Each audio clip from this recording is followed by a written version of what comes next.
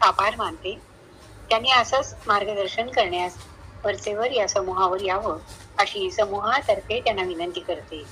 आजच्या निरूपणाबद्दल त्यांना आपलं मत व्यक्त करायचं असेल त्यांनी ते लेखी स्वरूपात समूहावर टाकावं. निरूपणानंतर प्रत्येकाने जय जय रघुवीर समर्थ म्हणून समूहातून आपणहून बाहेर पडावे. रुपालीताई, आपण निरूपणास सुरुवात करा. जय जय रघुवीर समर्थ. श्रीराम जय राम जय जय राम. गणेश शारदा चैव सद्गुरुः सज्जनस्तथा आराध्य दैवतं गुह्यं सर्वं मे रघुनंदनः. गणेश शारदा सद्गुरु संत सज्जन कुळेश्वरू सर्व हि माझा रघुवीरू सद्गुरु रूपे. माझे आराध्य दैवत परम गुह्य गुह्यातीत गुह्यपणाची मात न चले जेथे. शुका सारिखे पूर्ण वैराग्य जाचे वसिष्ठा परिज्ञान योगेश्वराचे. कवी वाल्मिका सारिखा मान्यैसा नमस्कार माझा सद्गुरु रामदासा. मंगलम कौशलेंद्राय महनीय गुणाब्धये चक्रवर्ती तनूजाय सार्वभौमाय मंगलम. वेद वेदांत वेद्याय मेघश्यामलमूर्तये पुंसां मोहनरूपाय पुण्यश्लोकाय मंगलम. विश्वामित्रान्तरंगाय मिथिलानगरीपतेः भाग्यानां परिपाकाय भव्यरूपाय मंगलम. पितृभक्ताय सततं भ्रातृभिः सह सीतया नन्दिताखिललोकाय रामभद्राय मंगलम. रामभद्राय मंगलम. जय जय रघुवीर समर्थ. शिवथरघळ नगर ग्रंथराज दासबोध वाचन निरूपण समूहावर या 5व्या आवर्तनामध्ये काल आपण साधन प्रतिष्ठा या समासाचं चिंतन करतो आहोत, समजून घेत आहोत. आणि आज आता 40व्या ओवीपासून आपल्याला पुढे पाहायचं आहे. कालचा भाग आपल्या सगळ्यांच्या लक्षात आला असेल की श्रोत्यांचे सगळे प्रश्न आणि त्याला आता समर्थांनी दिलेली उत्तरं आपण पाहतो आहोत.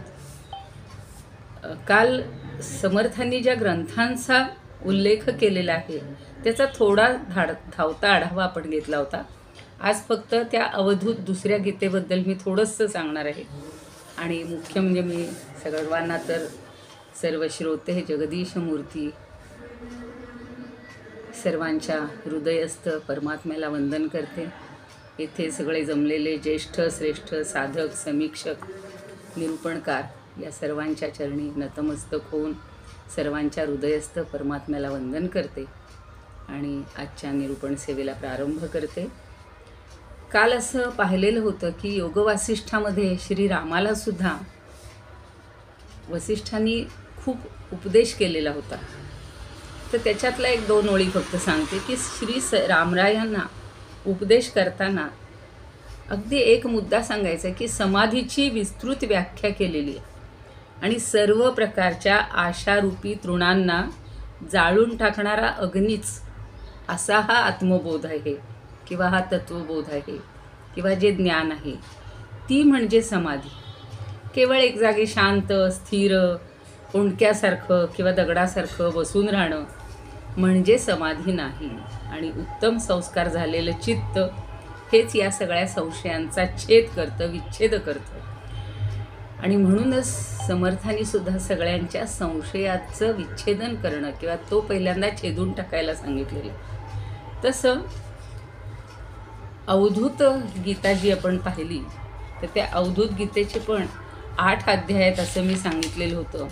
आणि त्याचाही थोडक्यातच की सगळ्यांनी समदृष्टी किंवा आत्मतत्वाची अवधनीयता ही सांगितलेली किंवा आत्मज्ञानीकडून मनाला प्रबोध केलेला आहे. आत्मा सर्व भेदातीत असण्याचा विचार हा आत्मतत्वबोधात सांगितलेला आहे. ब्रह्मानंद मग्न आत्मज्ञानी अवधूताचं लक्षण सांगितलेलं आहे. आणि आत्मज्ञानी किंवा अवधूताचं लक्षण आणि मुख्य म्हणजे त्यांना स्त्रीसंग परित्याग करायला पाहिजे हेही सांगितलेलं आहे. आत्मतत्वाचं ज्ञानरूपी अमृतत्व, समरसत्व, आकाशासारखी व्यापकता, आत्मबोध आणि त्या त्यागाभिमानाच्या त्यागाची प्रेरणा सांगितलेली आहे. आणि गुणांची ग्राहकता, ब्रह्माचं स्वरूप, ब्रह्मानुभूतीचं वर्णन जे आत्ता आपला विषय आहे तो, आणि परमज्ञान प्रदाता, गुरुची प्रशंसा, असं सगळं दुसऱ्या अध्यायामध्ये आलेलं आहे. आणि पहिल्या अध्यायामध्ये आत्मतत्व किंवा ब्रह्मतत्वाचं निरूपण आलं आहे. त्याचं ऐक्य आणि अनुभूती कशी करायची, तर जसा कालचा श्लोक होता काळे ना पिवळे, तसं श्वेतादिवर्णरहितो नियतं शिवश्च कार्यं हि कारणमिदं हि परं शिवश्च एवं विकल्परहितो हमलं शिवश्च स्वात्मानमात्मनि सुमित्र कथं नमामि. सुमित्राला उद्देशून ते म्हणलेलं आहे की अरे सुमित्रा, मी श्वेत आदिवर्णांनी रहित आहे, सर्वदा कल्याण स्वरूप आहे. म्हणजे भगवंत सांगतायत मी कार्य आहे किंवा कारण आहे, श्रेष्ठ आहे किंवा कल्याण स्वरूप आहे, अशा प्रकारच्या विकल्पांनी रहित असा मी आहे. आणि मी पूर्ण परमात्म स्वरूप आहे. तेव्हा मी आपल्या आत्म्याला आणि आपल्या आत्म्यानं नमस्कार करतो.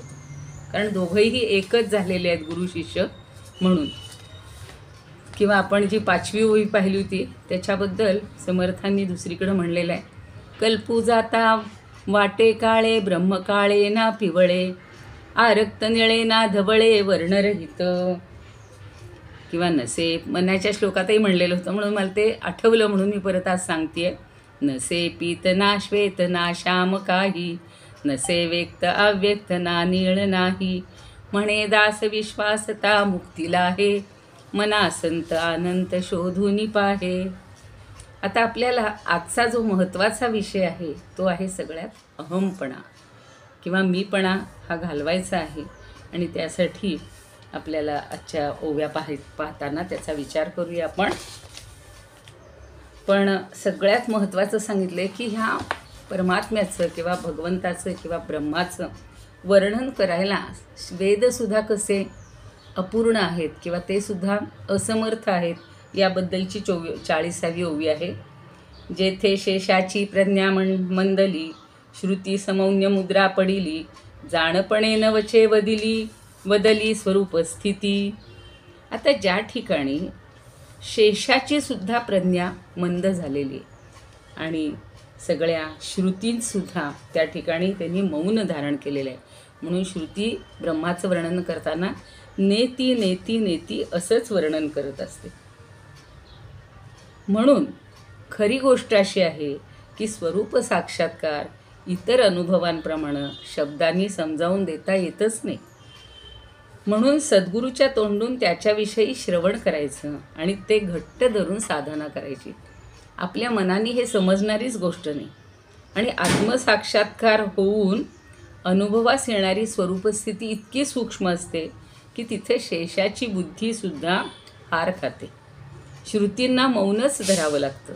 आणि मला ती समजली असं जर कोणी म्हणत असेल वर्णन करूच शकत नाही. म्हणून त्यांनी म्हटलेलं आहे जाणपणे न वचे वदली स्वरूप स्थिती. आता याच्याबद्दल या शेष आणि यांच्याबद्दल अनेक संतांनी त्याची वर्णनं केलेली आहेत बघा. जेथे शेषाची प्रज्ञा मंदली तिथे जे आता म्हटलं ते बुडून जायन.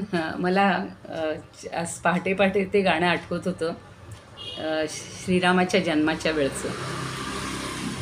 बुडून जायन गर सर्व नृत्य गायनी, सूर रंग ताल यात मग्न मेदिनी, डोल तसे तीही जरा शेष डोलला, राम जन्मला ग सखी राम जन्मला. आता हा शेष याच्यावर सगळी सृष्टी सगळी पृथ्वी आधारलेली आहे. आणि तो शेषसुद्धा राम जन्माला आल्यानंतर राम हे परमात्म तत्वच आहे आणि तोही डोलला आहे. तसं इथं समर्थांनी वर्णन केलेलं आहे की शेषाची बुद्धीसुद्धा इथं मंदावलेली आहे. शेषसुद्धा काहीही बोलत नाही. भागवतात पण म्हणलेलं आहे की वासुदेव परा वेदा हा वासुदेव परामखा हा वासुदेव परा योग हा वासुदेव परा क्रिया. म्हणजे हा वासुदेव हा सर्वस्व आहे, तोच परमात्मा आहे. आणि तुकाराम म्हणतात वेद अनंत बोलिला अर्थ इतुकाची साधिला विठोबासी शरण जावे निजनिष्ठे नाम घ्यावे. आता वेदांनी अनंत बोललेलं आहे, पण या खऱ्या अनंताबद्दल वेद बोलूच शकत नाही. ज्ञानदेवसुद्धा म्हणतात भुक्ती आणि मुक्ती नामापाशी प्रत्यक्ष चारी वेद साही शास्त्र वदताती साक्ष. सगळे साक्षीनं बोलतायत, पण प्रत्यक्ष त्यांना वर्णन करण्याच्या पलीकडे आहे. नामदेव म्हणतात नामा वाचुनी मंत्र नाही त्रिभुवनी ऐसी बोली वाणी वेदशास्त्री. किंवा आपल्याला नेहमीचं सगळ्यांच्या आवडीचं गाणं आहे वेदा नाही नाही कळला अंत पार ज्याचा कानडा राजा पंढरीचा. कारण हा पंढरीचा राजासुद्धा परमात्मा स्वरूप आहे, म्हणून आपण म्हणतो परब्रह्मलिंगम भजे पांडुरंगम. तर या सगळ्या आणि संकेत कुबडीमध्ये पण थोडक्यात सांगितलं की हा 7वा समास कसा आहे तर संशय छेदक सुरस निरोपिला अति सारांश जे परिसता निस्संदेह ब्रह्म अनुभविता द्वैत उपजे सांडी करिता काहीच नुमजे कैसे करावे जी उमजे ऐसे सांगा बहुत आशंका उभी केली त्यातील सारांश सांगितली याचे समाधानाची किल्ली सावध ऐका. समाधानाची किल्ली दिलेली आहे त्यांनी आपल्याला. समाधानावर काल थोडंसं राखून ठेवले, आज खूप बोलायचे समाधानावर. कारण समाधान असेल तर सगळं आपल्याला प्राप्त होणार आहे आणि ब्रह्म प्राप्त झाले की समाधानच समाधान आहे. ब्रह्म तरी कल्पावे परिकल्पिते आपण नव्हावे तेथे कल्पनेच्या नावे शून्याकार. एकदा त्या रूपाला गेलो की कल्पना सगळी संपणार आहे. कल्पना कल्पी ध्येय ध्यान ते त्रिपुटी नव्हे आपण याती हिंसी जो अधिष्ठान हा व्यतिरेक पक्ष. तिथे 2 पक्ष सांगितलेत. परवाच्या ताईंनी ते समजावून दिलं होतं. म्हणजे कार्या माझी अनुवृत्ती व्याप्ती कारणाची त्या अन्वय म्हणती कारणी कार्याची व्यावृत्ती म्हणजे वेगळेपणा हा व्यतिरेक. हे आगमसार नावाच्या ग्रंथात सांगितलेलं आहे. आठविता त्रिपुटी दिसे अधिष्ठानी अनुभव होतसे ते सर्व ऐक्यरूप भासे हा पक्ष अन्वयाचा. ऐसे साधन करीत असता साध्यरूप आपण तत्वता ये विषयी संशयाची वार्ता साधका न हो झाले समाधान केवळ गेली अवघी तळमळ आता उरला तो उर्वरित काळ तो क्रमावा कैसा परमार्थाचे साधन ज्ञान पाऊन की जे श्रवण हे विषयीचे निरूपण आठवे समासी. तर थोडक्यात संकेत कुबडीमध्ये हे सगळे विषय आलेले आहेत. आपण आता मगाशी पाहतोय की हा शेषसुद्धा त्याची प्रज्ञा मंदावलेली आहे आणि पुढे म्हणतायत की आपल्यालाच काही कळत नाही आहे. देहबुद्धीमुळं म्हणजे स्वरूपस्थिती कशी आहे ही आपल्यालाच समजत नाही आणि म्हणून ती खरी नाहीच असं म्हणणं योग्य नाही आहे.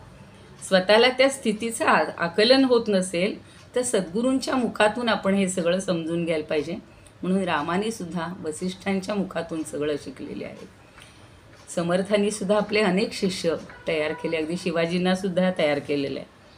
आणि देहबुद्धीमुळं काय होतं की देहबुद्धीच्या पोटी जन्म घेणारा हा सगळा जो मीपणा आहे ही सगळी भानगड उत्पन्न करतो. म्हणजे मीपणामुळं सगळा हा ऱ्हास होतो. तो खऱ्याचं खोटं खोट्याचं खरं करतो.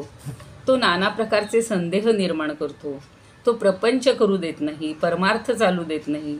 पुष्कळ प्रयत्न करूनसुद्धा तो नाहीसा होत नाही. तो नाहीसा करण्यात साधूची खरी कमाल असते आणि मीपणा सोडून राहतो तोच खरा समाधानी असतो. आता देहबुद्धीमुळं काल प्रश्न विचारला होता कोणीतरी की आत्मानात्म विवेक म्हणजे काय. हे जे सगळं दृश्य आहे हे आपण खरं मानतो. खरं ते खोटं आहे. खोटं अशा अर्थी की ते चिरंतन नाही आहे म्हणून खोटं. नाही ते दिसतं पण आपण दिसणाऱ्या वस्तूवर हे करत असतो, विश्वास ठेवत असतो आणि नाना प्रकारच्या असंख्य संशयामध्ये मन गटांगळ्या खात असतं. मिथ्यतेची सत्य झाले, सत्य असो न मिथ्य केले, संदेह सागरी बुडाले अकस्मात मन. आपलं मन अगदी संदेहाच्या सागरात बुडून जाते. आणि उगीच कल्पना करायची, मनाला सवय लावायची आहे. मनाला सवय लागली आहे काही ना काहीतरी कल्पना करत राहायचं. पण मन जी कल्पना करतं ते ब्रह्मस्वरूप नाही आहे. ह्या सगळ्या कल्पना हा सगळा खेळ आहे आणि त्यामुळं तो नष्ट होणार आहे. त्या कल्पनांमुळंच आपण या संसार सागरात किंवा प्रपंचामध्ये अडकून पडतो. म्हणून सांगतायत की मीपणाचा जो मार्ग आहे तो समूळ भंग करून टाकावा. सगळ्यात महत्त्वाचा मीपण आहे बघ. काय सांगतात? तरी पथची तो मोडावा, मग परमात्मा जोडावा. सगळ्यात अंडरलाईन करावी. समूळ दे संदेह तोडावा, साधूचेनी संगती. आणि म्हणून सज्जनांची साधूंची संगत आपण करायला पाहिजे. त्याच्यातून त्यांच्या संगतीत राहून ही संदेहवृत्तीच मुळासकट उपटून टाकायची. कारण का की मीपणाचं स्वरूप अत्यंत विलक्षण आहे. खूप सुंदर सांगितलेलं आहे. मला ती अगदी आत्म्याची जी हे आहेत ना, कालच सांगितलं होतं तसं, तशीच इथं मीपणाची वर्णनं केलेली आहेत समर्थांनी. मीपण शस्त्रे तुटे ना, मीपण फोडिता फुटे ना, मीपण सोडिता सुटे ना काही केल्या. अहो ते शस्त्रांनी सुद्धा न तुटणार आहे म्हणजे केवढं बघा. अगदी दधीचींच्या याच्यापासून बनवलेलं वज्र जरी घेतलं तरी तो मीपणा सुटणार नाही. आणि तो दगड फोडता येतो एक वेळ, पण मीपणा फोडता येत नाही. मीपणे वस्तू ना कळे, मीपणे भक्ती मावळे, मीपणे शक्ती गळे वैराग्याची. आणि ह्या मीपणाचे परिणाम किती भयंकर आहेत. मीपणामुळं परमात्म वस्तू आकलनच होत नाही, ब्रह्मवस्तूचा साक्षात्कारच होत नाही, भक्ती नाहीशी होते. भगवंताच्या इच्छेमध्ये आपली इच्छा मिसळून जाणं हे भक्तीचं वर्म आहे. पण मी आला की आपली इच्छा वेगळी पडते, त्या भगवंतानं आपण सगळे बाजूला राहतो. त्यामुळे भक्ती मावळतेच आणि मीपणानं वैराग्याचा शक्तिपात होतो, म्हणजे शक्तिऱ्हास होतो. वैराग्य ही मनाची निरासक्त दशा आहे. मीपण आला की वासना निर्माण होऊन जीव दृश्य पदार्थांना मनाने चिकटतो. तसा तो चिकटला की आपोआप बांधला जातो. एकात एक गुंतागुंत होत जाते बघा. आपण अडकत जातो आणि बंधनानं स्वातंत्र्य गमावलं की जीवाला जडत्व येतं आणि त्याचं बळ आपोआप कमी होतं. मीपणे वस्तू ना कळे, मीपणे भक्ती मावळे, मीपणे शक्ती गळे वैराग्याची. मीपणे प्रपंच न घडे, मीपणे परमार्थ बुडे, मीपणे सकळही उडे यश कीर्ती प्रताप. मीपणे पुढचं तर किती छान सांगितलं बघा. मीपणे मित्री तुटे, मीपणे प्रीती आटे, मीपणे लिगटे अभिमान अंगी. मला हल्ली बातम्यासुद्धा बघाव्याशा वाटत नाहीत, वाचाव्या वाटत नाहीत आणि ऐकाव्या तर त्याहून नाही. पण मगाशी माझ्या मिस्टरांनी तो क्षणभर टी व्ही लावला आणि सांगत होते की मित्राचा घात कशासाठी केला? प्रसाद वाटपावरून. तुम्ही सगळ्यांनी वाचले असेल. एका मुलीनं आईचा घात केला, एका बायकोनं नवऱ्याचा घात केला. का तर मोबाईल नाही घेतला. किती मीपणाची ही सगळी उदाहरणं म्हणजे टोकाला पोहोचलेली आहेत. वाईट वाटतं हे सगळं. आणि त्यामुळंच सगळं काय होतं हो, तर मीपणामुळंच हा अभिमान, गर्व, ताठा, सगळं अहंकार हे सगळं त्यामुळंच येते. आणि त्यामुळं प्रपंचसुद्धा नीट घडत नाही. अगदी घरात 4 माणसं असली तर चौघांचा ताठा वेगवेगळा असतो. मग मीपणानं परमार्थ तर काय मिळणार आहे? तोही बुडतो, यात काहीच नवल नाही. मीपणे प्रपंच न घडे, मीपणे परमार्थ बुडे, मीपणे सकळही उडे यश कीर्ती प्रताप. अहो सगळी यश कीर्ती प्रताप हे सुद्धा सगळं नाश पावते मीपणामुळं. पुन्हा मैत्री सांगितले की मित्रांमधला स्नेह नष्ट होतो, आपापसातलं प्रेम कमी होतं. सांगा, ज्यांनी आणाभाटका घेतलेले असतात, आईवडिलांना फसवून ते असे उद्योग करतात आणि पुन्हा दूर होतात. हे कसला प्रपंच, कसला परमार्थाचं त्यांना नावच माहिती नाही. आणि त्यामुळं मीपणामुळं विकल्प उठे, कळह सुटे, संमोह फुटे ऐक्यतेचा. हे सगळं ऐक्यतेचा संमोह निर्माण होतो. समूहातील परस्परांची ऐक्यता विध्वंस पावते आणि आपण एक आहोत हा भ्रमच. आणि आपण इकडं म्हणतो सहनाववतु सहनौ भुनक्तु सहवीर्यं करवा. हा नाव गोष्टही राहत नाही आहे. 1600 सालीमध्ये लिहिलेलं समर्थांनी. त्या काळाला तसं सगळं वातावरण होतं, पण आज त्याच्या पटीनं ही सगळी वाढ होत चालली आहे. आणि अशा रीतीनं जीवनाच्या कुठल्याही क्षेत्रात मीपणा कोणालाच सहन होत नाही. मग भगवंताला तरी कसा होईल. मला ती ओवी फार आवडलेली की मीपणा कोणासीच नसाहे ते भगवंती कैसे निसाहे. भगवंतांना कसं सहस हे होणार आहे. आणि म्हणून मी पण सांडून राहे तोची समाधानी. समाधानावर आज खूप छान सांगायचं आहे आपल्याला की जो समाधानी आहे तो मीपणा सांडतो. उलटं म्हणा, मीपणा सांडल्यामुळं तो अखंड समाधानी असतो.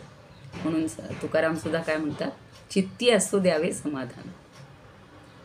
म्हणजे काहीही प्राप्त होऊ, कसंही होऊ, तरी चित्तामध्ये जर समाधान असेल ना तर आपण आनंदी असतो. आणि सगळ्या समस्यांचं मूळ हे या मीपणामध्ये आहे.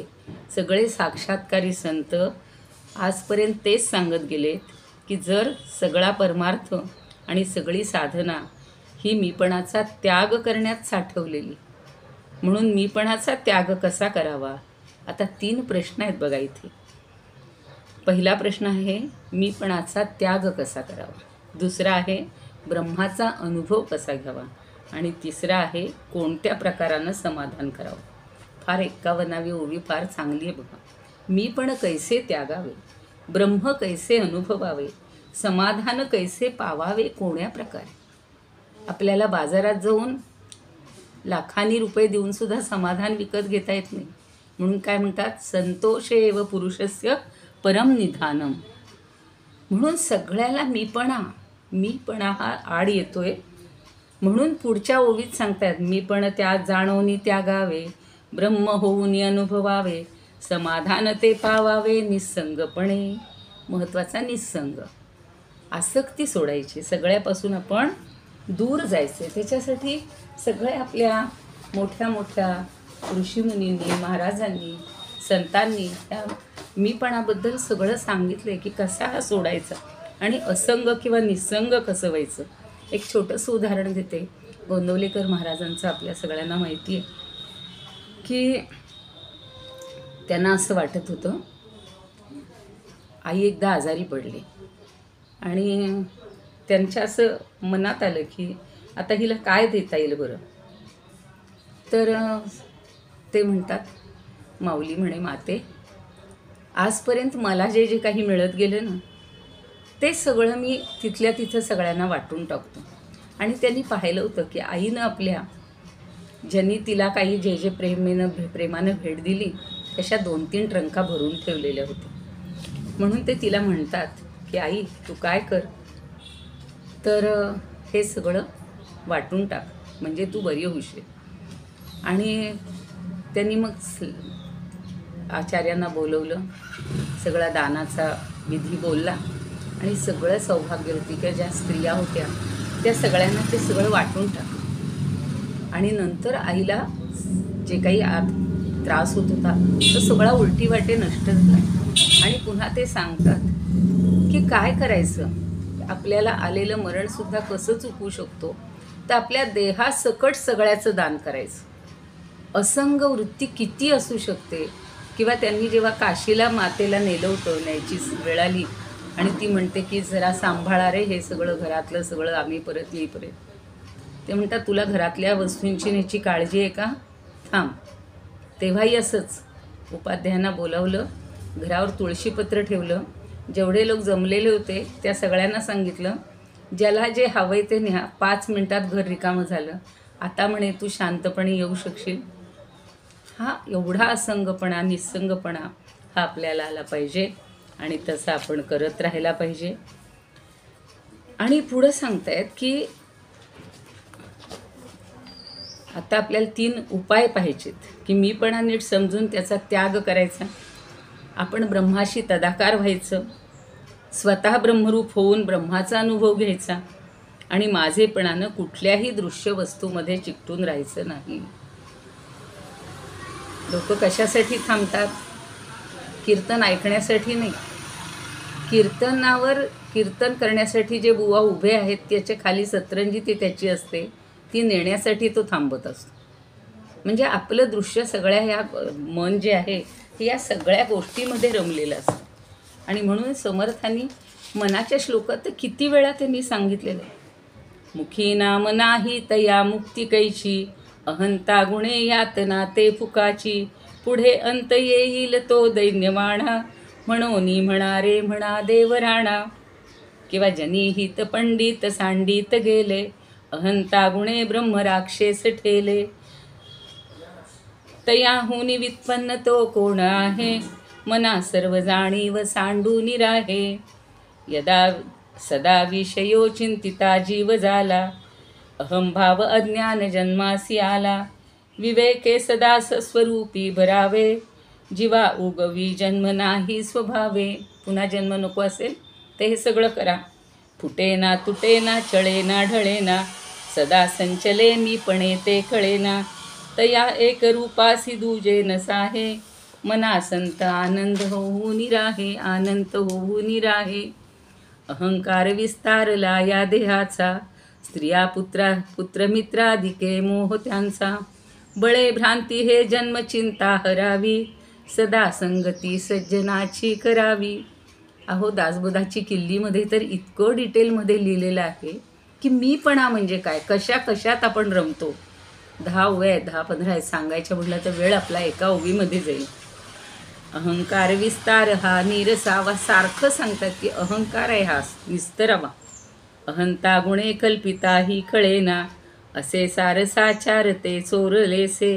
यही लोचनी पाहता दृश्य भासे, निराभास निर्गुण ते आकळेना. अहंता गुणे कल्पिता ही कळेना. अहंतेमुळं काहीच दिसत नाही आहे, फक्त डोळ्यावर झापड आहे या अहंतेची. स्वरूपी उदेला अहंकार राहो, तेणे सर्व अच्छा दिले व्योम पाहो.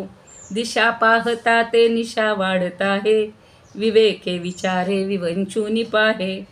किती हो समर्थांचं वाङ्मय, म्हणजे मला तर असं वाटायला लागले आयुष्य आपलं संपत आलं आणि मग ही समृद्धी आपल्या हाताशी आली की काय. खरंच खूप सुंदर, म्हणजे त्याला तोडच नाही. आता समाधानाचं एक रहस्य आहे, ते असं आहे की साधना तर चालू आहे पण तिच्यात मीपणा नाही. मी साधना करतो ही भावना नको. अशा युक्तीनं जो साधना करतो त्याचं समाधान औरच असतं. आणि म्हणून मी करतो एवढी भावना सोडून द्यायची. आणि एक समाधान मीपणे विण साधन, करू जाणे तोची धन्य समाधानी. तोच खरा धन्य आहे की देहबुद्धी असेपर्यंत मीपणा असतोच. मीपणा असतो तोपर्यंत ही साधना करतो अशी भावना असते. पण साधनेमध्ये जशी जशी वाढ व्हायला लागते तसा मीपणा क्षीण होत जातो, देहबुद्धी क्षय पावू लागते. आणि मी साधना करीत नाही, तो भगवंत माझ्याकडून करून घेतो. खूप लोक म्हणतात काय हो इतकं तुम्ही कसं काय करता. आपण काही करत नाही, सगळं भगवंत आपल्याकडून करून घेतो. म्हणून ठेविले अनंते तैसेची राहावे, चित्ती असो द्यावे समाधान. कशाला आता नवीन नवीन व्याप करायचे असं लोक बोलतात. पण हा व्याप नाही आहे. समर्थांनी सांगितलं की जेवढे आपण मागे लावून घेऊ तेवढं समाधान जास्त आहे त्याच्यामध्ये. त्याच्यात आपली त्याच्यात यश आहे, त्याच्यात कीर्ती आहे. आणि भगवंत माझ्याकडून करून घेतो ही भावना दृढ होऊ लागते. आणि मग साधना परिपक्व झाली की ती यथास्थित चालू राहते. मग मीपणा उरतच नाही आणि तो स्वस्वरूपाशी तदाकार होऊन राहतो. कबीर म्हणतात राम हमारा जप करे, हम बैठे आराम. आणि एक समाधान मीपणे विण साधन, करू जाणे तोची धन्य समाधानी. समजा साधन करता करता एखादा साधक स्वरूपाकार झाला आणि मी तर आता स्वतः ब्रह्म झालो, मला साधनाची काय गरज, असं जर तो म्हणू लागला तर असा संकल्प जर त्याच्या मनात आला तर तो कल्पनेच्या प्रांतामध्ये पुन्हा पडेल. मी आला की संपला. मी करतोय, मी साधना. खूप जण सांगतात 12-12 तास आम्ही हे करतो. समर्थांनी कोणाला सांगितलं होतं? गोदावरीमध्ये पुरश्चरण करत होते 12-12 तास. फक्त त्यांनी स्वतः केलेली आहेत आणि भगवंताशी एकरूप झालेले. असं करायला पाहिजे. आणि ब्रह्मस्वरूपामध्ये कल्पनेला स्थानच नाही आहे. ब्रह्मी कल्पना नसाहे, तेची तेथे उभी राहे, तयेसी शोधून पाहे तोची साधू. म्हणून तिचा शोध करून तिच्यावर लक्ष ठेवून तिला जो नाहीशी करतो तो खरा साधू आहे. आणि तोची साधू ओळखावा देवतेथेची जाणावा. आणि मी पण वाचून साधन करणारा जो असतो ना तोच असा असतो असं म्हणतायत. आत्ता मी जे म्हटलं की ब्रह्मानुभव हा कसा येतो, तर आत्ता सगळं सांगितलं की सगळं भगवंताला अर्पण करायचे आणि अर्पण करून आपण तिथे पोचायचं आहे. खूप जण अशी एक कल्पना करत असतात. एक काळे नावाचे गृहस्थ होते, सरकारी अधिकारी होते. कामासाठी फिरतीवर असताना ते गोंदवल्याला आले होते आणि बरोबर त्यांची पत्नीसुद्धा होती बरं. ते श्रींचं म्हणजे गोंदवलेकर महाराजांचं नाव ऐकून त्यांच्या दर्शनाला आले. नेहमीच्या पद्धतीने श्रींनी पण आदर सत्कार केला, मुद्दाम येण्याचं कारण विचारलं. तर त्यांची बायको जी होती तिच्या रोगाची त्यांनी सांगितली की ती पंगू झालेली आहे, तिला पायाने काहीही हालचाल करता येत नाही. मग त्यांनी एक काढा सांगितला आणि काढ्यावरची 2 औषधं सांगितली. त्यातलं एक औषध सांगितलं आणि दुसरं ते म्हणे दुसरं वाटेवरचा वाटसरूसुद्धा तुम्हाला दुसरं औषध सांगेल. त्यांना आश्चर्यच वाटतं आणि पुन्हा याल तेव्हा आपल्या पायांनी चालत याल असं त्यांनी सांगितलं त्या बाईंना. ते काळे टांग्यात बसले, निघून गेले. श्रींचा निरोप घेतला, टांगा चालू लागला आणि 2-3 मैलावरच एक साधा कुणबी रस्त्याच्या मधून चालला होता. तर त्याला यांनी हटकलं. तर तो कुणबी टांग्याजवळ आला आणि म्हणाला, ते दुसऱ्या औषधाचं नाव हवं होतं ना, ते हे आहे असं त्यांनी सांगितलं. श्रींच्या प्रत्येक शब्दाला किती किंमत होती. काळेंना कल्पनाच नव्हती. आणि ते पुढं गेले, तो काढा केला, बायकोला बरं वाटलं, पाय चांगले झाले. पायी चालत चालत पुन्हा गोंदवल्याला आले आणि श्रींच्या पायावर डोकं ठेवलं. पण त्यांचा स्वभाव जरा असाच तापट किंवा अहंकारी, वादविवाद प्रिय. त्यांचा परिचय वाढल्यावर ते म्हणतात, मला आपल्याला अनुग्रह व्हावा अशी इच्छा प्रकट केली. त्यांना वाटतं अनुग्रह व्हावा. श्री म्हणाले, पतिव्रतेचं लग्न जसं एकदाच लागतं ना, तसा अनुग्रह एकदाच व्हावा लागतो. त्यावर त्याच्यासाठी माणसांनी घाई करू नये. गुरूंची चांगली परीक्षा घ्यावी, कारण त्यांच्या मनात काय हे समजलं होतंच महाराजांना. आणि मग ते म्हणतात, गुरूंची खात्री करून घेऊन मग तुम्ही अनुग्रह घ्या. तेव्हा काळे म्हणले, हो, मला माणसाकडून अनुग्रह घ्यायचाच नाही, मला देवाकडूनच घ्यायचं आहे. आपण तशी व्यवस्था करावी. आणि काय करावं श्रींनी, एका कागदावर श्रीराम जयराम जय जयराम लिहिलं. त्या काळेनं सांगितलं, स्नान करून या. स्नान करून आले. रामाची यथासांग पूजा करा. पूजा केली.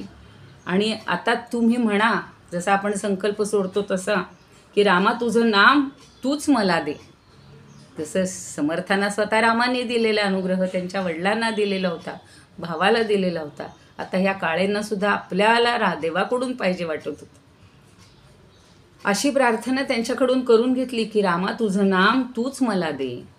आणि एका कागदावर ते लिहून तो कागद कुठं लावला माहिती आहे? मारुतीच्या तोंडावर चिकटवला. आणि पाया पडून उजवा कान त्यांच्या तोंडाला लावा, मारुतींच्या बरं का. आणि असं काळ्यांना सांगितलं. आणि मारुतीच्या तोंडाला त्यांनी लावला बरं का कान. तर त्यांना श्रीराम हा शब्द ऐकू आला मारुतीच्या मुखातून. पण पुढची अक्षरं बाहेर जरा दंगा चाललेला होता, त्यामुळे ती ऐकू आली नाहीत.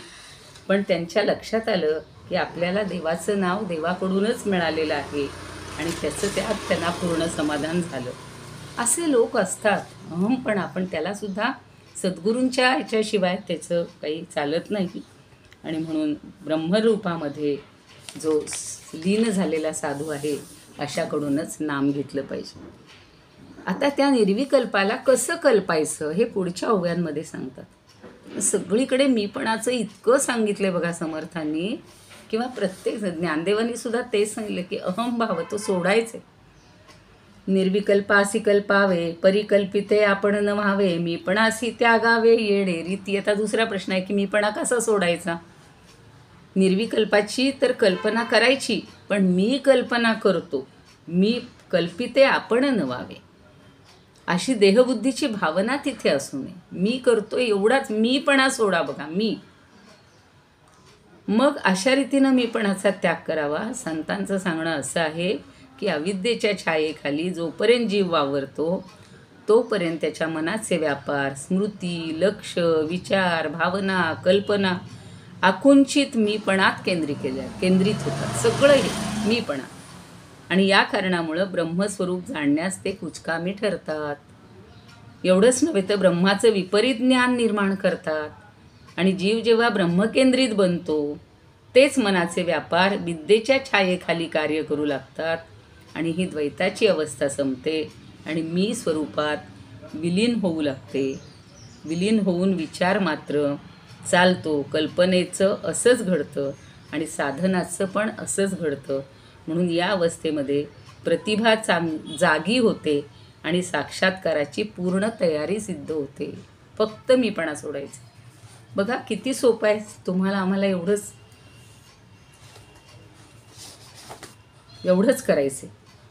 या ब्रह्मविद्येच्या लपणी काहीच नसावे असोनी, दक्ष आणि समाधानी तोची जाणे. म्हणजे इतर विद्या आणि ही ब्रह्मविद्या याच्यात फरक काय आहे की इतर विद्यांमध्ये जाणणारा ज्ञाता सारखा हजर राहून वेगळेपणानं ते जाणायचं, ते ज्ञेय जाणण्याचा प्रयत्न करतो. म्हणजे ज्ञाता आणि ज्ञेय भिन्नच असतात. पहिल्यांदाच सांगितलं होतं ते 2 चाकं आहेत. पण परमार्थामध्ये मात्र फक्त एकरूप झालेले असतात. त्यामुळे एकच चाक असतं. ब्रह्मविद्येमध्ये जाणणारा ज्ञाता आणि जाणायचं ज्ञेय ते त्यामध्येच जाऊन लपतं, विलीन होतं. म्हणून लपते म्हणले त्यांनी. आणि पुन्हा वेगळेपणानं प्रकट होतो. म्हणून ब्रह्मविद्या म्हणजे एक लपंडाव आहे. या विद्येमध्ये दिसायला तर आपण मीपणाने असावं, पण खऱ्या अर्थानं संपूर्ण नसावं. जो कोणी तत्पर आहे, समाधानी आहे, त्यालाच कळणार आहे की मी तूपणा हा नसा आहे, चित्त ब्रह्मानंदी राहे, चित्त ब्रह्मानंदी राहे. मला ते नामदेवांचं फार आवडतं ते जे गीत आहे ते. किंवा हे सुद्धा म्हणतात कोण आपले स्वरूपानंद पण म्हणतात. मला ते पण फार आवडतं. माझे माझे लोप पाऊ दे, तुझे तुझे उगवू दे, कोणसे मी तो मी सहजपणे कळू दे, प्रसन्नतेची प्रभास दोदित झळको वदनावरी, सोहम घोषची, मी त्याऐवजी म्हणते रामम घोषची घुमत रहावा मानस गाभारी. आणि सोहम उदात्त उन्नत पावन मंगल जीवन हे भावे, रामम रामम म्हणता म्हणता ममत्व संपावे, सोहम फुंकर भरा बनू द्या या देहा बासरी, रामम घोषची घुमत रहावा मानस गाभारी. इतकं सुंदर दिलेलं बघा की आपल्या मनामध्ये फक्त हा घोष राहायला पाहिजे. आणि हा फरक आपल्याला इतर विद्या आणि ब्रह्मविद्येतला समर्थांनी सांगितलेला आहे. पदीहून छळव नये, करावे साधनोपाये, तरीच सापड सोये अलिप्तपणाची. म्हणजे आपण ब्रह्मस्वरूप आहेत हे आपलं मूळ पद आहे. आणि तिथून बाजूला न होता आपण साधना करायला शिकलं पाहिजे. आपण सगळं दृश्याची बाहेरची साधना करतो, पण अंतर्मनामध्ये अंतरंगामध्ये जो आहे त्याची आपण साधना करायला पाहिजे. आणि पुढची ओवी तर फार महत्त्वाची आहे बघा. राजा राजपदी असता, उगीच चाले सर्व सत्ता, साध्यचे होनी तत्वता साधन करावे. राजा राजपदावर आरूढ होतो, मग तो स्वतः प्रत्यक्ष काही न करता जिकडं तिकडं त्याची सत्ता चालते. त्याचप्रमाणे साध्यरूप आपण व्हावं, ब्रह्मस्वरूप बनावं आणि नंतर साधना आपोआप घडायला लागते किंवा घडू द्यावी. म्हणजे साधनेचा संबंध दृश्याशी आणि देहाशी असतो. आणि मी देह नाही, मी ब्रह्मस्वरूप आहे असा साधकाचा प्रत्यक्ष अनुभव असतो.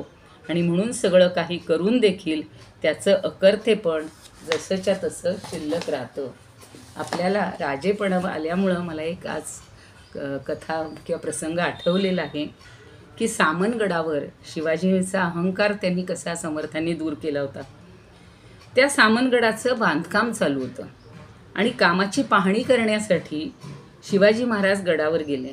त्या ठिकाणी हजारो गवंडी सुतार सगळ्यांना माहिती असेल, पाथरवड बेलदार मंडळी ही काम करत होती, खपत होती. आणि ते दृश्य पाहून शिवरायांच्या मनात क्षणभर आलं की आपण आज एवढे गडाचे बांधकाम काढलं, त्यामुळे इतक्या लोकांची कुटुंब पोसली जात आहेत, याचा पोशिंदा मीच आहे. अशा अहंकारानं ते ग्रस्त होऊन थोडे पुढे जातात, तेवढ्यात समर्थ भेटतात. आणि शिवरायांनी त्यांना वंदन केलं आणि विचारलं, महाराज आता यावेळी आपण इकडे कुठे? समर्थ म्हणतात, अरे तुझ्या गडाचं बांधकाम बघायला आलोय. दोघं एकमेकांकडे बघतात आणि गडाकडे जायला निघतात. गडावर जाण्यासाठी शिवरायांना रस्ता करून घेतलेला होता. मध्यंतरी एक मोठा दगड होता आणि तो फोडायचा राहिला होता. समर्थ म्हणतात, शिवबा बेलदाराला बोलवा आणि हा धोंडा ताबडतोब फोडून घ्या. शिवबानं बेलदाराला बोलावलं, हातोडा मारून दगड फोडायला लागले. आणि एवढ्याच समर्थ म्हणाले, हा दगड वाटेल तसा फोडायचा नाही. नारळाचा एवढासा धोंडा राहिला की एका घावात 2 तुकडे, असं तुझं कौशल्य दाखव. आणि तसं बेलदारानं बरोबर मध्ये एक आपण नारळ फोडताना जसं करतो तसं घाव घातला आणि त्याचे 2 तुकडे झाले. त्या 2 तुकड्यामध्ये मुठी एवढी पोकळी होती, एवढीशी छोटीशी, आणि त्यातच थोडंसं पाणी होतं आणि त्या पाण्यात एक सजीव बेडकी होती. समर्थ म्हणाले, पाहिलं शिवबा, इथं काम करणाऱ्या लोकांच्या उदराला तू अन्न देशील यात काहीच संशय नाही, पण या खडकामध्ये बेडकीसारख्या क्षुद्र जीवाची सुद्धा अन्न पाण्याची व्यवस्था तू किती तत्परतेनं करतोयस. खरंच तुझं कौतुक आहे आणि त्रैलोक्याचा पोशिंदा तूच आहेस. एवढे उद्गार शिवरायांनी ऐकले आणि आपल्या मनात जी अहंकाराची भावना होती ती क्षणात मावळली. कारण त्रैलोक्याचा पोशिंदा तो श्रीराम आहे हे त्यांनाही समजलं आणि त्यांनी आपलं मस्तक समर्थचरणी ठेवलेलं आहे. मला अशा एकेका शब्दावर अक्षरशः आपल्याला असे प्रसंग डोळ्यासमोर येतात. तर साधनेचा संबंध हा दृश्याशी आणि देहाशी असतो. मी देह नाही, मी ब्रह्मरूप आहे, असा साधकाचा प्रत्यक्ष अनुभव असतो. आणि म्हणून सगळं करूनही अकर्तेपण, एवढंच आपण शिकायचे, हेच करायचे. आपण देह आहोत ही भावना जोपर्यंत असते तोपर्यंत साधन करणं किंवा सोडणं या क्रियांना अर्थ असतो. आत्ता आपण सुद्धा अहो मी हे केलं, अहो मी ते केलं, पण ती साधना जेव्हा होईल, साधन म्हणून जेव्हा करू, तेव्हा सगळं ब्रह्मार्पण असतो, श्रीरामार्पण असतो. आता आजच आम्ही तो 89वा श्लोक मनाचा अभ्यासतोय आणि तेव्हा मला ते लक्षात आलं. त्यांनी सांगितलं की प्रत्येक घास आपण जनी भोजनी नाम वाचे वदावे. आपण आधी श्लोक म्हणू, प्रार्थना म्हणू आणि जेवायला बसलो की कधी एकदा हे हे हे भराभरा खातो. नाही, आजपासून सुरुवात केली मी की प्रत्येक घासाला श्रीराम, प्रत्येक घासाला श्रीराम. किती सोपं आहे हो, काहीच अवघड नाही. तर ब्रह्मस्वरूप झाल्यावर पूर्णपणे संदेहरहित माणूस होतो आणि त्याला देहाचं भानच उरत नाही, ना साधनाची आठवण राहते आणि देहात असूनही विदेह अवस्था भोगणं हेच ते आहे. म्हणून आपल्याला असं विदेही होता आलं पाहिजे. नाते साधन नाते देह, आपला पण निसंदेह, देहीचं सोन विदेह, स्थिती ऐसी श्रीराम. देहामध्ये असून विदेही, जनक राजा तसा होता, विदेही. त्याच्याबद्दलही खूप सुंदर सांगायचं आहे. एकेकाचे असे डोळ्यासमोर प्रसंग येत आहेत बघा. म्हणून परमार्थामध्ये साधनीपणाला फार महत्त्व आहे. साधन प्रतिष्ठा सांगितली समर्थांनी. साधना चांगली चालून प्रचिती येऊ लागली की साधनेमध्ये ढिलेपणा येतो. कधी कधी प्रचिती आली ना, लोक सांगा हो आम्ही एवढं करायला लागलो, असं असं झालं बरं का आम्हाला. ती प्रचिती यायला लागली की लगेच प्रगतीच्या आडी येते ती प्रचिती. म्हणून याहीपेक्षा साधना परिपक्व होऊन स्वरूप साक्षात्कार झाला म्हणजे कधीकधी साधना सुटते आणि तसं होणं हे अधिक नुकसानकारक आहे. कारण लगेच लोक थांबतात, हो आम्हाला सगळं पाहिजे होतं ते मिळालं, अरे पण ती साधना अखंड ठेवायची. चिकाटीनं सातत्यानं उत्तम साधना झाल्याखेरीज ब्रह्माकारता प्राप्त होणारच नाही. सर्वत्र सर्वम खलु इदं ब्रह्म, हे सगळं आपल्याला ब्रह्म म्हणून वाटलं पाहिजे. प्रत्येकामध्ये एकनाथांना, ज्ञानदेवांना, तुकारामांना सगळ्यांमध्ये परब्रह्म दिसत होतं. त्यामुळं आपल्याला वाटतं ज्यांनी त्रास दिला ते सुद्धा त्यांना परब्रह्मरूपच होते. त्यांना कधी त्याचा त्रास जाणवलाच नाही आणि म्हणून त्यांची साधना अखंड राहिली, त्यांनी अखंड ठेवली. परमार्थाच्या नावाखाली स्वार्थाचा व्यवहार चालला आहे सध्या. तर काय बोलायचं नाही. इतके काही वाईट अनुभव येत आहेत. म्हणजे असे भोंदू ज्याला म्हणू तर असे लोक भेटत आहेत आणि ध्यानाच्या नावाखाली झोप घ्यायची आणि मुक्तपणाच्या नावाखाली सगळीकडे स्वैराचार बोकाळलेला आहे.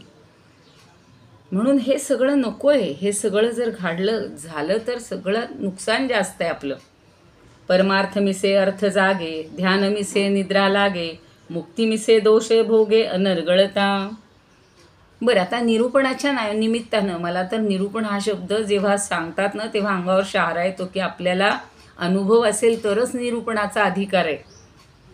तर निरूपणाच्या निमित्तानं लोक निंदा करतात एकमेकांची. सुखसंवादाच्या नावाखाली वादविवाद करण्याची प्रवृत्ती होते आणि व्याप वाढल्यामुळं अभिमान अंगी बाळगतो. आता अभिमान आणि अहंतेबद्दल तर काय बोलायचं. निरूपण मिसे निंदा घडे, संवाद मिसे विवाद घडे, पडे उपाधी मिसे येऊन जडे, अभिमान अंगी. लगेच कालचा प्राध्यापक आज प्राचार्य झाला की त्याला वाटतं मला काय, या जगाचा स्वामी मीच स्वामी. तैसा ब्रह्मज्ञान मिसे, आळसंतरी प्रवेशे, म्हणे साधनाचे पिसे काय करावे. आणि म्हणून मग जसा मनुष्य म्हणू लागतो की मला ब्रह्मज्ञान झाल्यावर साधनाचं वेळ घेऊन करायचं आहे काय, ब्रह्मज्ञानाच्या नावाखाली त्याच्या अंगामध्ये आळस लगेच भरायला लागतो, लगेच थांबतो, नाही करायचं तसं. आता श्लोक एक छान दिलेला आहे बघा. किं करोमि क्वच्छामि, किं गृह्णामि त्यजामि, किं आत्मना पूरितं सर्वं महाकल्पांबुना यथा. काय म्हणले की कल्पांत आला की महाप्रलय होतो आणि त्यावेळी जिकडं तिकडं पाणी भरून राहतं. त्याचप्रमाणे आत्मा सर्वत्र भरलेला आहे. मग मी काय करू, मी कुठे जाऊ, काय घेऊ आणि काय सोडू, असे जे प्रश्न येतात ते पडायला नको. समजा एखाद्यानं स्वतःच्याच हातामध्ये असलेलं हत्यार स्वतःवरच चालवलं तर ते करण्यामुळे आपण आपलाच घात करून घेऊ की नाही. आज पाहिले असे कित्येक लोक घात करतायत.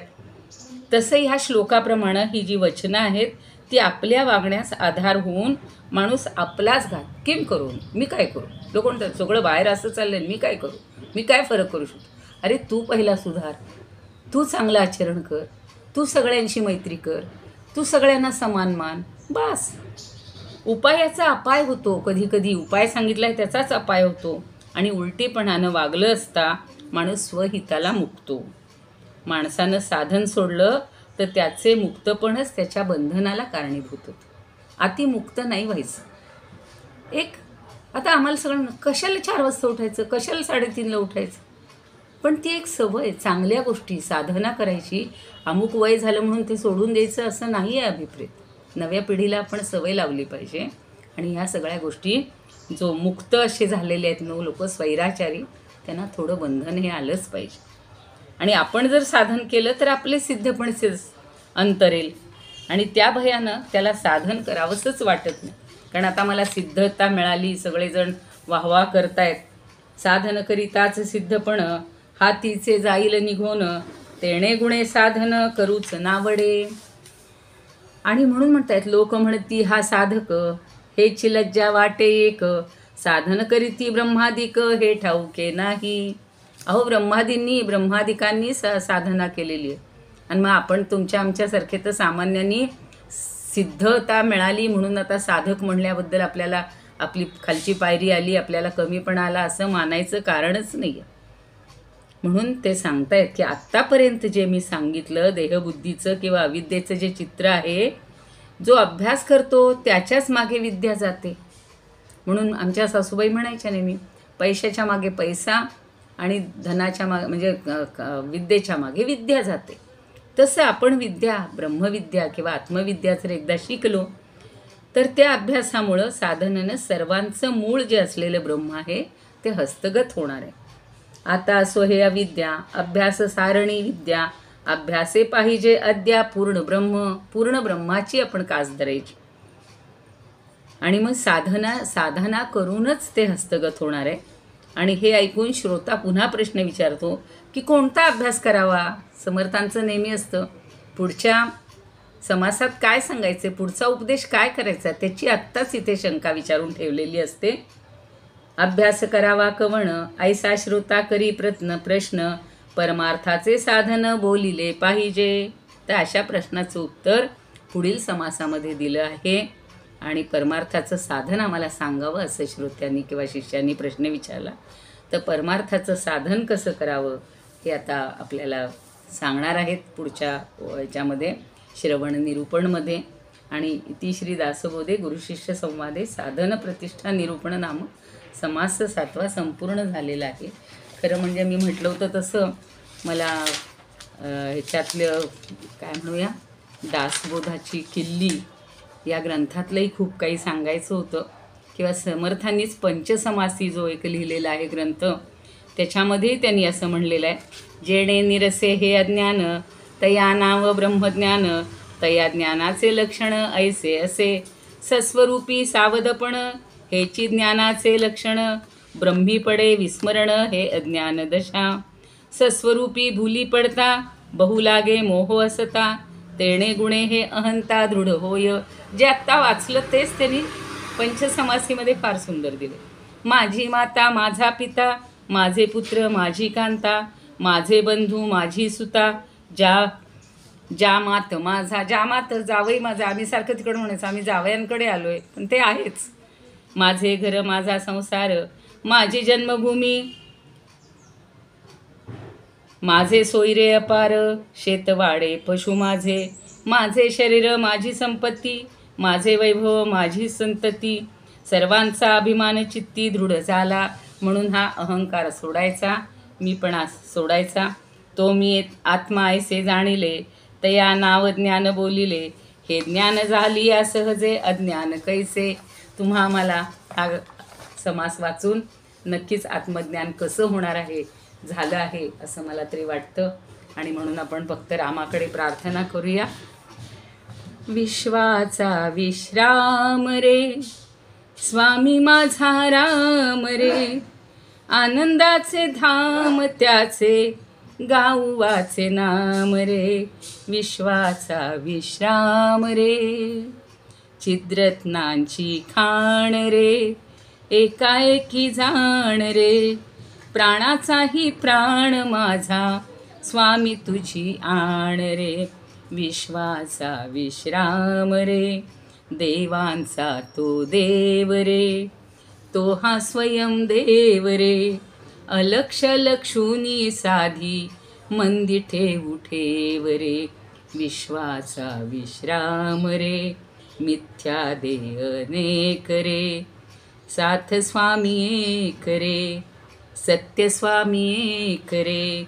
विष्णू कृपा जगन्नाथा करी हा विवेक रे. विश्वाचा विश्राम रे शिवाचा आराम रे भक्त पूर्ण काम रे मुक्तयोगी जन गाती तयासी निष्काम रे. विश्वाचा विश्राम रे. धन्यवाद. हे पुष्प समर्थांना श्रीरामांना अर्पण करते. आपण सर्वांनी मनापासून दाद दिलीत. काही अपूर्णता असेल तर सर्वांनी मला क्षमा करावी. भोंग काका मुख्य म्हणजे आपल्या सगळ्यांचे लाडके बाबा या सर्वांबद्दल कृतज्ञता व्यक्त करते. आणि सुनंदाताईंनी समासाला गती लावून दिली. मला बोलायला जास्त संधी म्हणजे जास्त क्षीण ठेवला नाही म्हणून त्यांनाही धन्यवाद. ज्योत्स्नाताईंनी कालपासून खूप सुंदर अशी काव्य आणि हे लावतायत. खूप सुंदर. धन्यवाद. खूप छान सांगितलं.